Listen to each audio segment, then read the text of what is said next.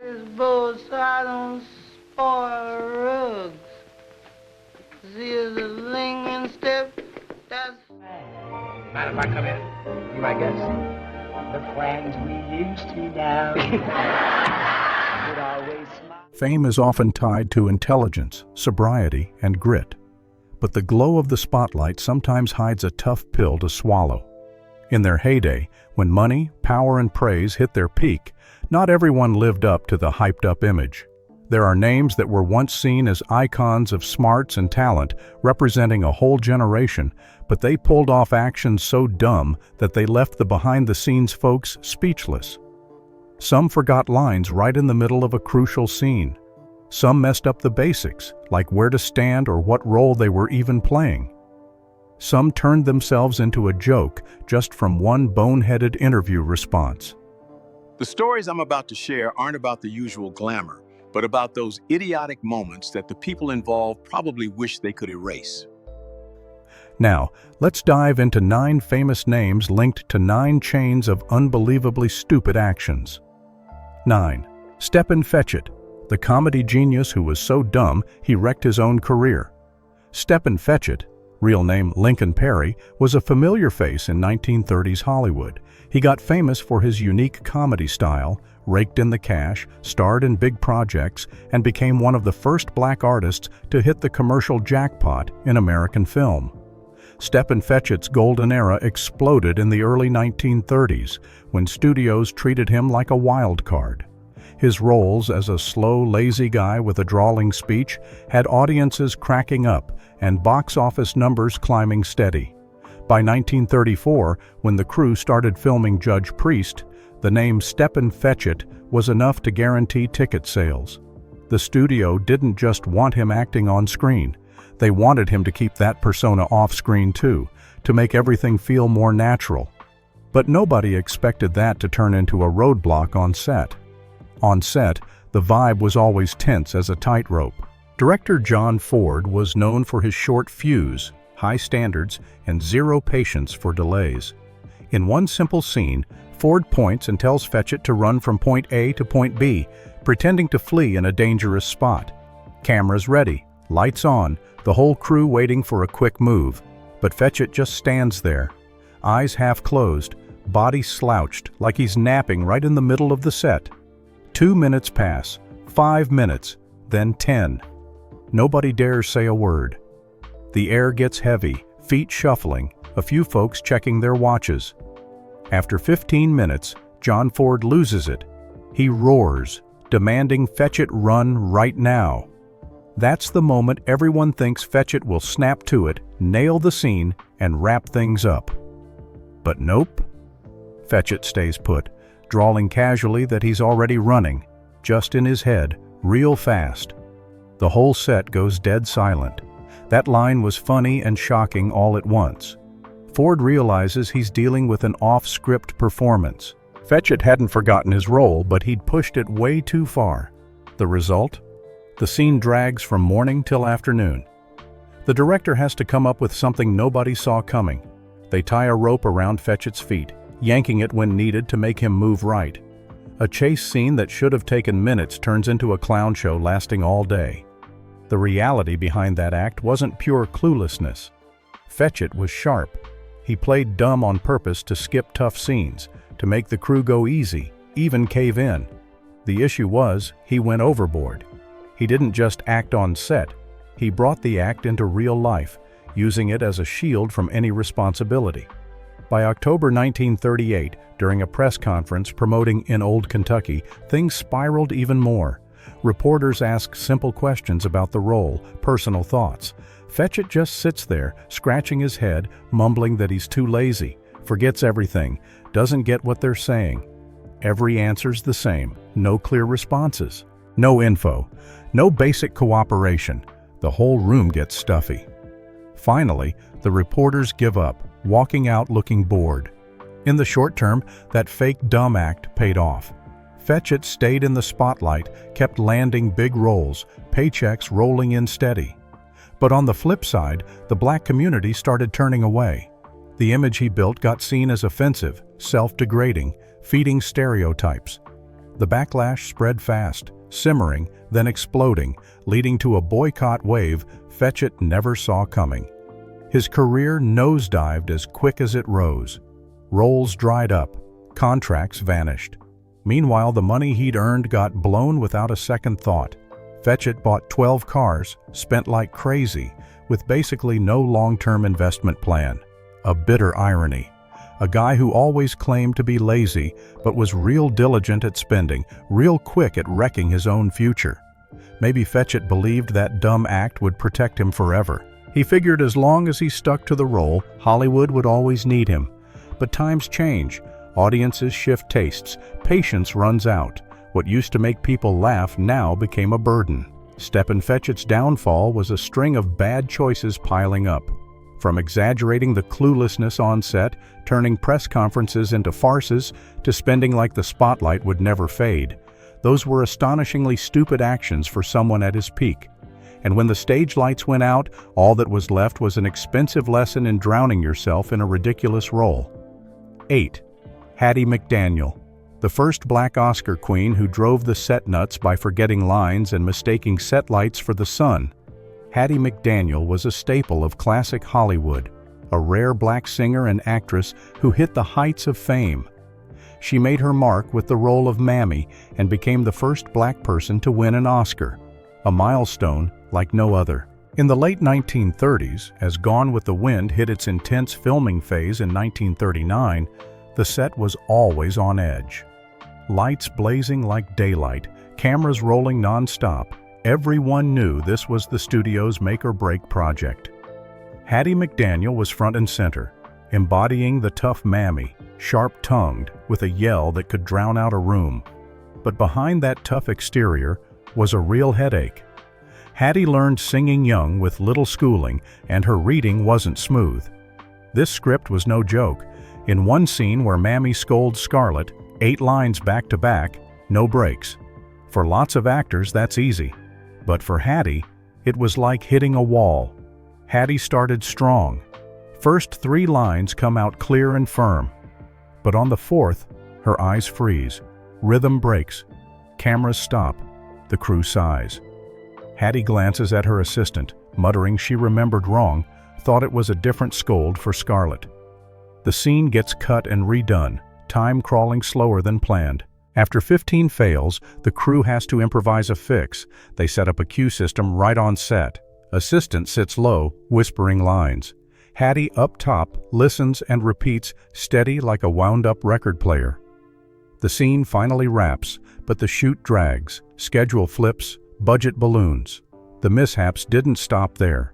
In one night shoot outdoors, floodlights beaming hot and bright. Hattie steps out, stares at the glow, thinks it's the sun rising early. She freezes, refuses to go on, insisting it's daylight and they need to dim the lights 'cause it's too hot. Director Victor Fleming can't hold back a laugh. The crew takes 5 minutes to stop buzzing and explain it's just set lights, not dawn. Those moments were funny and nerve-wracking. Schedule doubled. Some whispered Hattie was tanking the biggest film's pace. But weirdly, when the movie dropped, complaints vanished. Hattie's Mammy was so alive, so real, audiences got lost in it. The shine peaked when Hattie hit the Oscar stage. A historic moment, a win that made Hollywood rethink things. But behind the lights, Hattie knew her limits better than anyone. She started dodging serious roles with long lines, deep layers. Fear of her brain not keeping up haunted her like a shadow. Gradually, Hattie's role choices narrowed. She stuck to repeating the made image, the yelling woman, but simple, low on words. Each role was safe, but a step back. Market changed, audiences wanted fresh, while Hattie was stuck in her self-made comfort zone. Her health tanked fast over time. Pressure, fatigue, feeling boxed in wore her down. Maybe if Hattie faced her fears, pushed past early limits, her career would have shifted. But history has no room for what-ifs. Right at her brightest, she touched the top while tying herself down with clumsy moves and timid choices. The Oscar glow wasn't enough to pull her out of that loop. And so, amid the thunderous applause of 1939, her career tragedy quietly took shape, dragging on till her final years. 7. Butterfly McQueen, the global star. Prissy who tanked her career with endless lost laps on set. Butterfly McQueen was a familiar face in classic Hollywood film, making a big mark as Prissy in Gone with the Wind. She shot to worldwide fame with that timid girl image, high-pitched voice, clumsy reactions, helping make the historic movie a smash. When the Gone with the Wind crew hit tense filming in 1939, Butterfly McQueen was smack in the spotlight. The Prissy role gave her fame so fast it was dizzying. On screen, she came off scared, rushed, dumb, making audiences laugh and pity. Off-screen, Butterfly wasn't clueless like the character. She was sharp in acting, but dropping out young made script reading a heavy challenge. Those pages crammed with words were like a maze to Butterfly. She couldn't read smooth, had mild vision issues, so every scene relied on feel and habit. When things clicked, she nailed it, but one detail off, the awkwardness showed. Classic example, the scene where Prissy panics running as Atlanta burns. Fake smoke thick, red lights like flames, yells echoing the set. Script says run straight along the camera axis. But when cameras roll, she bolts, spins back, runs circles like caught in an invisible whirlwind. Blocking wrecked. Cameras can't keep up. Fleming has to cut. Take 2, then 3, no better. Butterfly still circles, feet chaotic, eyes panicked like real Prissy but dead wrong spot. Crew loses patience. Finally, Fleming pulls a never-before move. Red tape laid straight on the floor. Simple idea, follow the red line. Butterfly stares at the tape, nods seriously. But in her head, it's not that easy. She overthinks. What if following red pulls her off frame? What if it leads out of the scene? Hesitation tanks the next take. Crew cracks up, funny and helpless. The Atlanta fire scene needs 15 takes to wrap. That day's set story wasn't enough to glue the dumb label on Butterfly. In 1940, during an April press interview, she prepped hard. 4 answers memorized, delivered smooth and proper, all good till a reporter goes off script. Atlanta mentioned. Butterfly reacts from recent experience. To her, Atlanta's just the set where she ran through smoke for days. That response became headline fodder. Public mocked. From dumb Prissy role, Butterfly got labeled dumb for real off-screen. A sticky label. Producers started eyeing her wary. Smart, complex roles vanished from her desk. Butterfly knew it best. She started pulling back. Scripts with lots of lines, deep psych, scared her. Fear of forgetting, losing rhythm, repeating set disasters clung to her. She picked simpler roles, then fewer, then none. Maybe if Butterfly broke the Prissy shell, things would have changed. But reality's harsher. The dumb image from those petty mishaps swallowed her career. Late life, Butterfly lived quiet, humble. At times, she worked as a maid to get by, a bitter loop between role and life. Nobody expected, right at fame's explosion, a few harmless acts, uncontrolled awkward moments, enough to send her sliding. 6. Eddie Rochester Anderson. Radio comedy legend chronically late forgets his character's name mid-live show, making the crew sweat bullets. Eddie Rochester Anderson was an American radio comedy icon, tied long-term to the Jack Benny program and becoming one of history's most famous side characters, helping the show stay top dog for decades. Hitting the 1940s when radio ruled mass entertainment, Eddie Anderson was in the right place at the right time. The Rochester role, the absent-minded valet, forgetful, bungling speech, became the show's must-have punch. On air, Rochester's slip-ups were scripted tight for laughs. But off-air, things got way messier. Eddie had a habit that drove the crew nuts.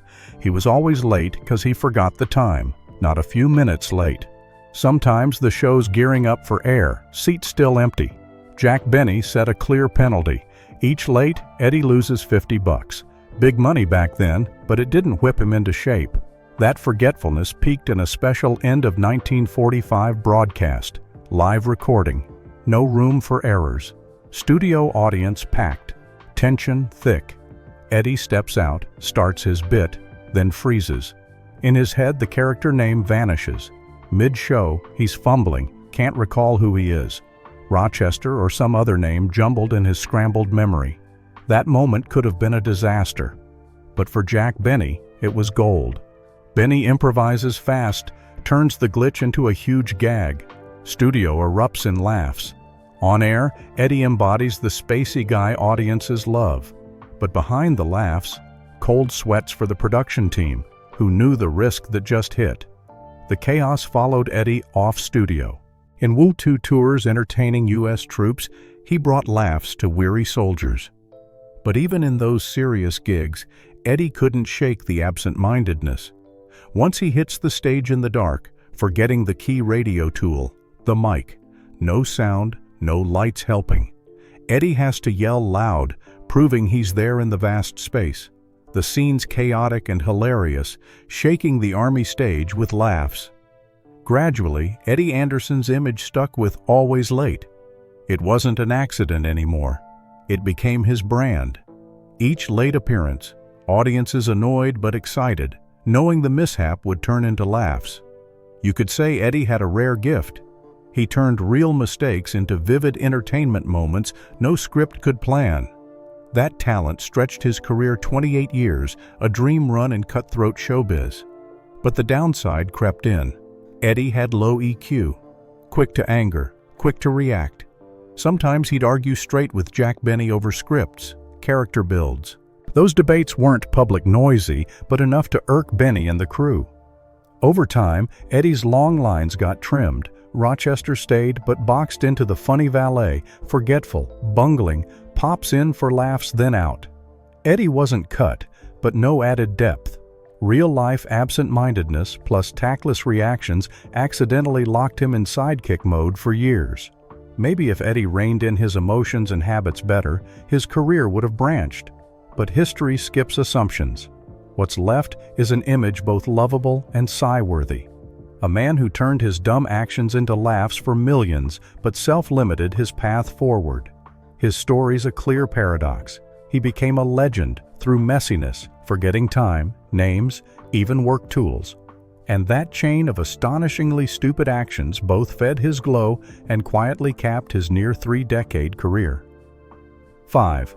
Dorothy Dandridge, Hollywood's seductive goddess whose glow crumbled from panicking under lights and forgetting opera lyrics. Dorothy Dandridge was a 1950s Hollywood icon of beauty and talent, a rare black singer-actress who rose to stardom, catching critics' eyes with her smart, sexy, modern vibe. In 1954, as Carmen Jones got hyped big, Dorothy Dandridge was at her peak. Posters everywhere, press calling her the new queen, beautiful and sharp. On promo stages, lights hug her slim figure, voice enchanting. But backstage, the story veers off, way messier. Dorothy grew up with music and dance, words not her strong suit. Reading long scripts was a nightmare through filming. The complex opera lines in Carmen Jones packed with words, layers, constant changes. Each scene start, Dorothy confident. But a few beats in, memory derails, lyrics gone from her head. Scenes cut non-stop. Crew waits, cameras idle, lights still baking hot. Dorothy stops midway, fumbling between songs' opposing ideas. That confusion wasn't acting. It was real. Otto Preminger knew the issue cold and pivoted. Special phonetic system set up. Instead of words, assistant writes lyrics as sounds, simple rhymes like music drills. Dorothy stands, follows rhythm, rehearses over and over. Some scenes repeat 30, even 40 times, till words and melody sync. Time flies, shoot bloats triple.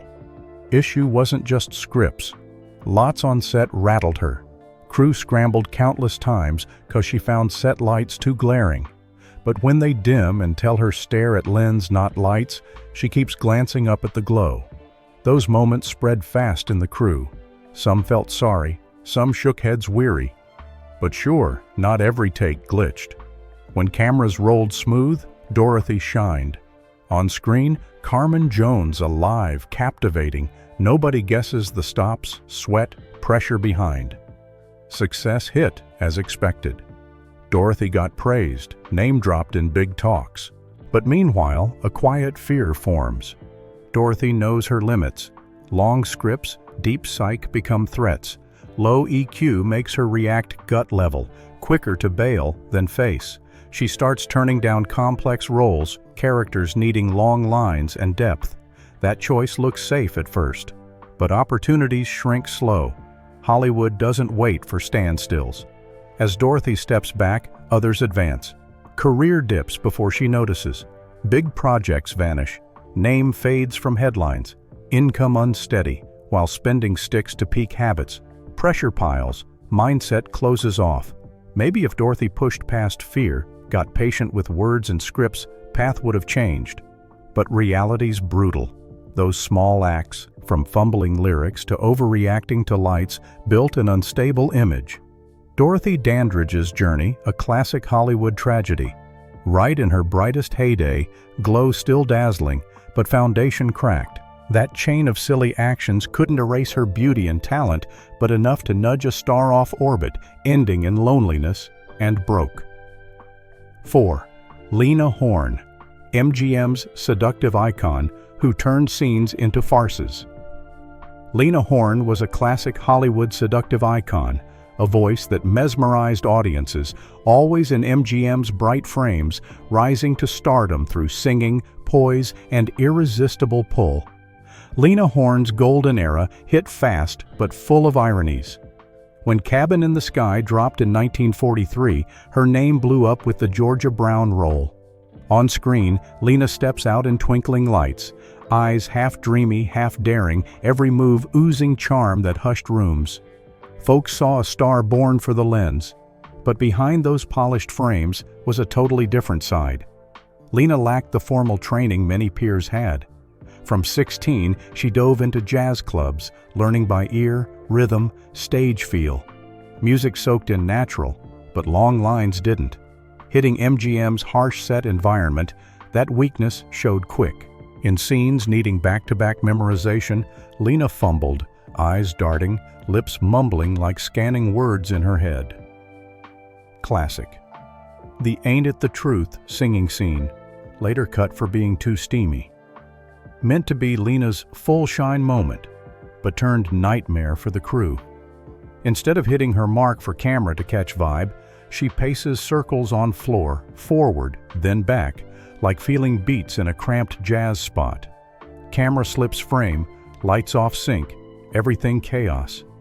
Director Vincente Minnelli, known for perfectionism, finally pulls a joke-like fix. Tape colors on set floor. Red arrow, stand still, 5 seconds, blue, step forward. Crew stifles laughs as Lena bends to study the quirky map. Yet she seriously asks if following blue leads offset. That line sparks uncontrollable laughs, but signals a disaster shoot. Singing scene needs near 20 retakes, patience worn thin, Lena's backstage rep sliding. Problems went beyond that. In 1940s press interviews, Lena self-protected by memorizing 5 safe answers. She talks music, stage, crowd feels, all smooth like a finished record. But one question off track, things derail. Once, asked about European geography, she blurts London's in France, 'cause it sounds like Paris. Harmless slip, but spreads fast in press, becoming a lingering joke. Those bits pieced an unsalvageable image. Lena Horne got labeled seductive but slow-thinking, a star shining on instinct over prep. Studios got wary. Serious roles needing depth, complex lines, passed her by without pause. They feared one small slip could tank a scene.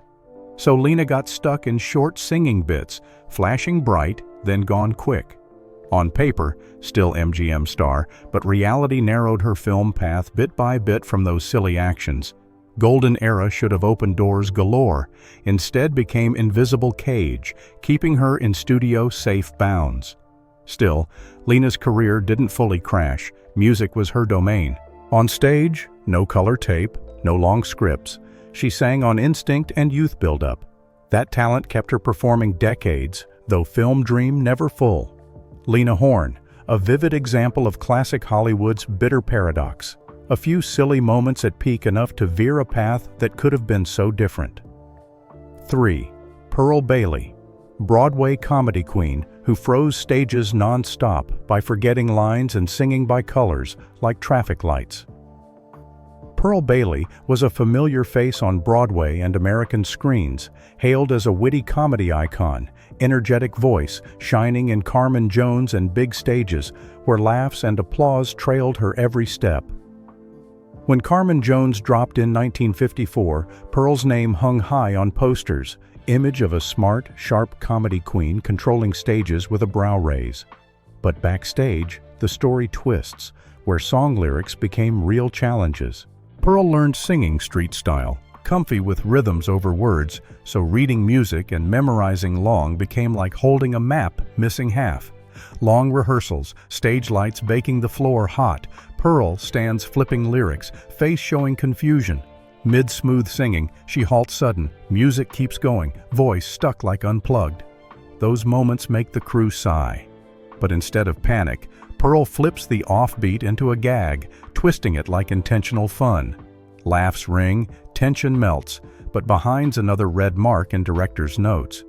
Into the 1950s, live Broadway shows exposed her line for getting more. April 8, 1953, mid-rising number, she stops, eyes orchestra-like lifeline, pulling the room into awkward. Seeing her flounder, stage lights up with laughs. Audience digs it, pros shake heads weary. Her charm saves from flop, but frames her as an artist leaning on improv to patch awful memory. To manage, production pulls tricks. At times, song emotions coded not words but colors. Red signals tense, blue sad, simple as traffic lights. Pearl sings by colors, steps by beats, stage runs on patched but working system. This keeps shows flowing, but whispers a hard truth. Everything held by rubber bands and luck. Into the 1960s, on European tours, cry-laugh situations keep popping. While crew excited exploring icon cities, she fumbles familiar names. Mixing famous spots becomes insider tales, making trips lively and awkward.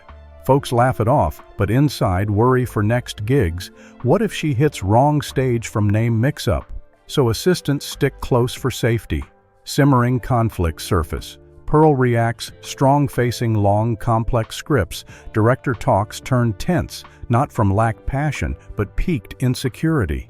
She picks safe, short numbers, easy control, where improv covers holes.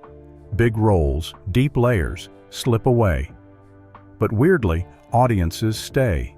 They come for Pearl Bailey's imperfect moments, timely laughs, closeness making stages less distant. Those silly actions slow career steps, but build unmatched brand. Pearl didn't hit heavy drama star, but lasted under lights via flexibility, instinct, turning flubs to highlights. That's the cost and reward of a heyday, teetering between brilliant and fumbling. 2. Sammy Davis Jr. Rat Pack's multi-talent prodigy who forgot lines, mics, and got off beat on Army stages, Sammy Davis Jr. was America's multi-talent entertainment icon, excelling in singing, dancing, acting. He starred in big films, shared stages with power names, essential to Rat Pack. When Anna Lucasta dropped in 1958, Sammy Davis Jr.'s name hyped as all-around star. On stage and screen, he spins, glides, voices smooth like Born for Lights. But behind that, not as seamless as public sees. Long shoots make crew sense instability quick. Sammy can't hold long dialogue. Scenes with chained lines cut often cause he mixes character names, forgets order, recalls wrong setting. Many times, he enters frame confident, then stands frozen minutes like lost. Set air stiffens, lights on, cameras running, Sammy fumbling like waking in strange place. Director and production scramble to patch pace. Small papers hidden smart in pockets behind props, even taped low under tables. Sammy glances to follow lines. This keeps scenes going, but turns each role into gamble. Sometimes he reads too fast, skips ideas. Others stop mid, face blank, like all words off the cue sheet drop from head. Trouble tails him offset. In 1950s Army tours, Sammy on makeshift stages at night, dim lights, audience-tired soldiers post-drill. June 8, 1952. Gig should have flowed, but minutes after music, things off-sync. No sound. Sammy performs, dances, sings full force, but voice fades into void. Whole stage just footsteps and heavy breaths. Crowd first stunned, then laughs realizing mic forget. Instead of awkward exit, Sammy amps up over the top, like believing his energy fills the gap. Those stories spread fast in biz. Folks start nicknaming him half joke, half real, tied to forget this, forget that. Ironic, audiences find it endearing. Clumsiness makes Sammy's appearances unpredictable, and that keeps viewers hooked. But behind laughs, quiet fallout. Complex roles, long lines, heavy psych steer clear. Producers pick safe for him.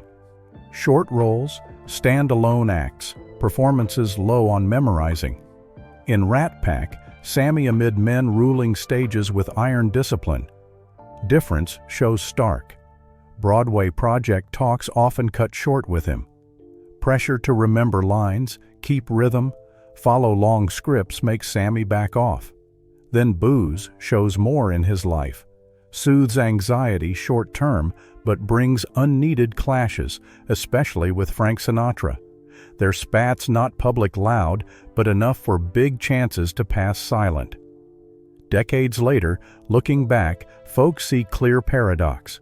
Those seemingly silly acts, forgetting lines, props, even his role, shaped Sammy Davis Jr. as innate artist, living on reflex, instant emotion, unbound by words. He didn't conquer heaviest roles, but lasted tougher than many. Sammy's career long, winding, twisty, always with laughs. That's the cost and reward of a prodigy lost in his own memory. 1. Esther Rolle, Good Times. Legend who paralyzed sets by forgetting dialogue and piecing sounds like an old record player, Esther Rolle was a familiar American TV face, famous for Florida Evans in Good Times, an icon of tough, moral, powerful mom, helping make the show a 1970s cultural hit. When Good Times aired from 1974, Esther Rolle hit her golden era. On screen, Florida Evans sharp, words clear, each line packing punch. But behind cameras, building that took endless hurdles. She struggled with long dialogue. Early sewing learning, little word exposure led to mild reading disorder. Script pages word-packed like mazes to Esther. Deeper you go, more lost. In one shoot hitting Good Times climax, family argument scene films soul. Cameras ready, lights on, but Esther's turn, dialogue vanishes from head. Scene freezes. She hesitates, tries piecing ideas, but fails. Crew stops, then again. Time drags slow, pressure crushes set. Director shifts approach, has assistant rewrite dialogue phonetic style, sounds only, ditch messy words. Esther follows rhythm, sound by sound, like assembling machine parts. From then, her shoots come with phonetic sheets. Dialogue remembered not by meaning, but sound. This smooths scenes, but stretches production time, burdens crew. One scene could double plan time. Crew patience tested, but nobody denies Esther's roll weight when cameras roll smooth.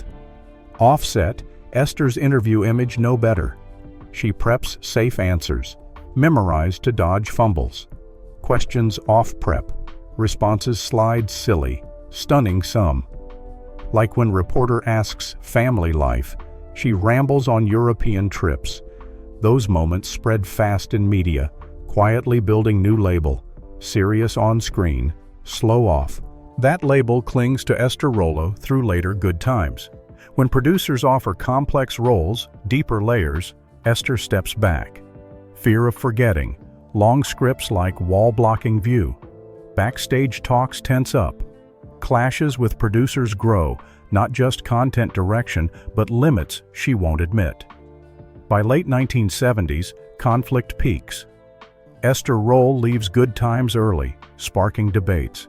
Some call it brave, others inevitable from piled silly actions. Either way, Florida Evans' mark endures. Rolle lives longer than expected from those witnessing backstage fumbles. Acting talent keeps her steady in harsh TV lights. But sadly, offbeat moments bent the road ahead. She doesn't crash, but can't step further in shining path. The stories I just shared aren't to drag anyone down, but to remind that glamour's never perfect armor. Even at the top, some folks aren't as sharp as you think. If these tales make you rethink idols you admired, drop a comment below. Which case hits you hardest, or got another figure with similar moments? Share it all with us. And don't forget to subscribe so you don't miss upcoming videos, where we keep peeling back glamour's dark side and peek into hidden corners of celeb world.